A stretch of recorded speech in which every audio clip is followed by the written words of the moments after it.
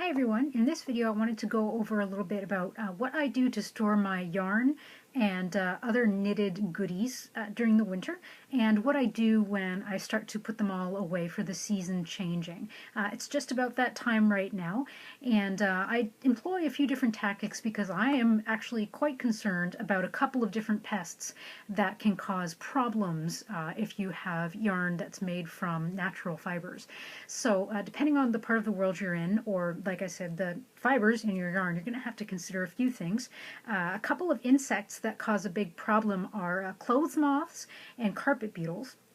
I have had carpet beetles a couple of times, once in my old apartment, and once I found them here, so I've been particularly concerned recently. So I'm going to go over with you a few of the tactics that I employ to make sure that they do not come back again.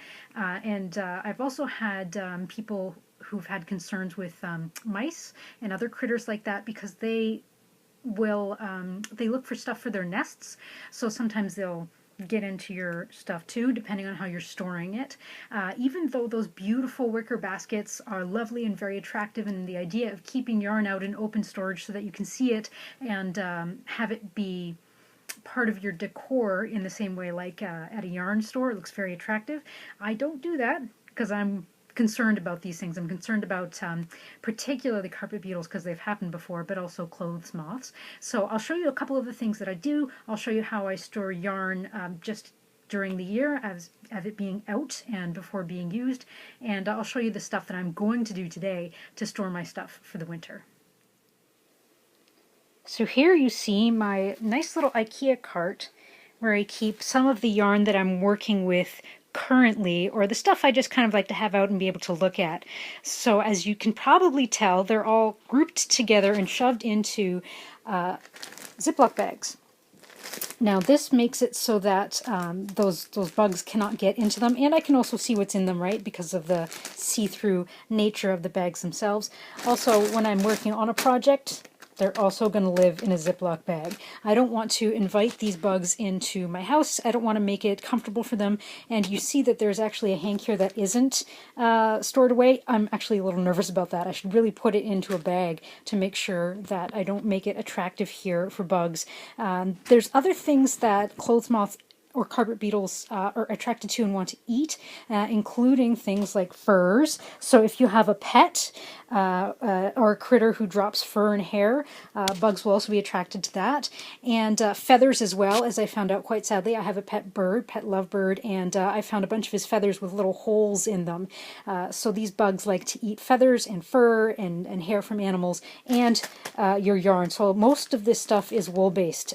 There's also silks in here and cashmeres and things like that. So animal-based fibers I try to keep in Ziplocs, nice and zipped up so that you can't get into them. So that's how I store yarn out and about so that I can see it. I try to make sure everything is sort of grouped nicely and in Ziploc bags. And here you see the arsenal of things that I'm going to be employing over the next day or so when I start to put all of my winter accessories away. So first I clean them, and I haven't shown you that here, but that involves a bit of soaking with soak. And I also use these. This is a Gleener to get some of the pills off, just to make things tidy so that, you know, in October when I go to pull them out again, they're ready to go and I don't have to worry about tidying them up. So I have used this Gleener. I think I might do another video just to show you the difference that this makes to clean them up.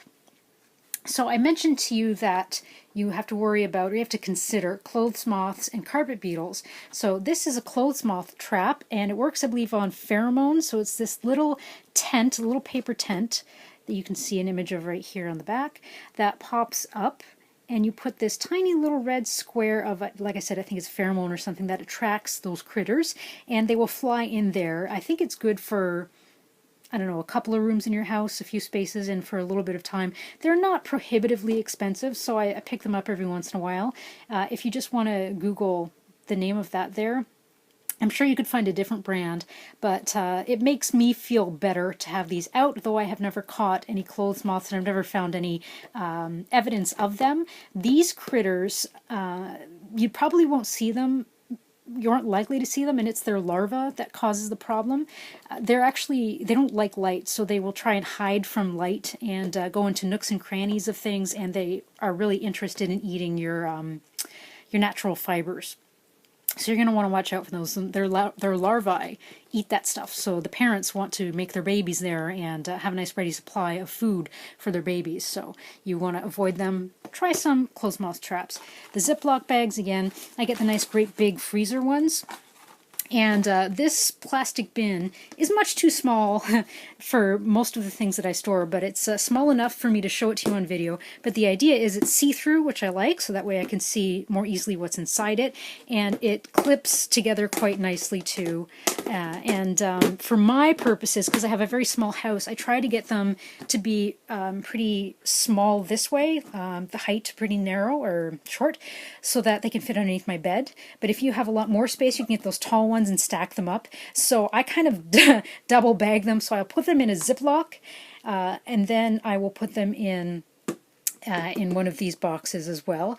I check on them every once in a while too, because even though I have cleaned them, I've gleaned them, I've put them in Ziplocs, and I've put them in plastic bins, I just like to double check every few weeks or so to make sure everything is still a-okay. So that is how I take care of my knits, and that's how I store them for the winter. I hope that I don't mean to frighten you, but if you've put enough time and energy and effort and money and love and care into creating your knits, you don't want them to be eaten by some nefarious creatures. So these are some steps that you can take to combat that. I haven't yet found a carpet beetle trap, but I'm sure that you can find them.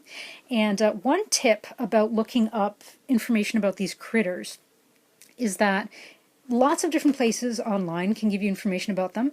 I have a background in museums, and I find that I like going to museum information or museum websites or cultural property or things like of that nature to talk about pest management, because they're not trying to sell you something, if that makes sense. So if you check out a museum's information page about managing pests, they're interested in managing pests for the betterment of and the safety of their objects, not just to make money, right? It's not like you're going to Orkin or something, and they're going to tell you that you absolutely have to call an exterminator, right? So if you go to a museum website or something where they're talking about really precious materials that they want to take care of, they're going to try to suggest different ways of preventing that are, I'll say, less expensive, first of all, and second of all, things that are really in the best interest of the health of your delicates that you're trying to store, if that makes sense.